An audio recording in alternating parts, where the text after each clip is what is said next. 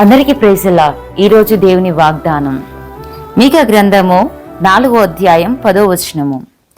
అక్కడనే నీవు రక్షణ పొందుదువు, అక్కడనే యెహోవా నీ శత్రువుల చేతిలో నుండి నిన్ను విమోచించును.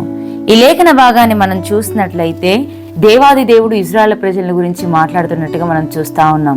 బబులోను చెర అనగా అది శ్రమకు సాదృశ్యంగాను, అది గర్వానికి, స్వార్థానికి, దేవునికి దూరమైన స్థితిగా మనము చూస్తా ఉన్నాం. బబులోను చెర లాంటి సమస్యలు, ఒంటరితనము, ఆవేదనలు, కన్నీరు నీ జీవితంలో ఉండినప్పుడు, వాటి గుండా నువ్వు వెళుతున్నప్పుడు వాటిలోనే దేవుడు అనేక విషయాలు నీకు నేర్పించడానికి దేవుడు ఇష్టపడతా ఉన్నాడు.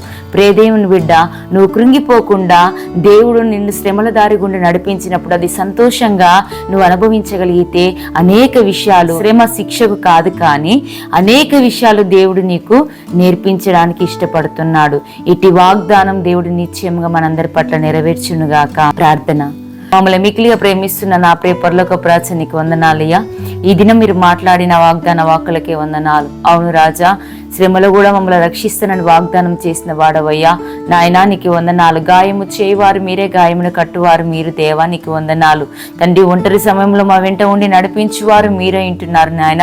ఎంతమంది బిడ్డలైతే తండ్రి ఏసియా మేము శ్రమలో ఉన్నాం, ఒంటరిగా ఉన్నా అని బాధపడుతున్నారో వారి జీవితంలో ప్రభు నిశ్చయంగా నీ తోడును అనుగ్రహించి తోడుగా ఉండి వారిని నడిపించుమని వేడుకుంటున్నా. ఇటు వాగ్దానం వారి జీవితంలో నెరవేర్చి వారిని రక్షించుమని నజరేయుడైన యేసుక్రీస్తు నామములో వేడుకుంటున్నాం తండ్రి.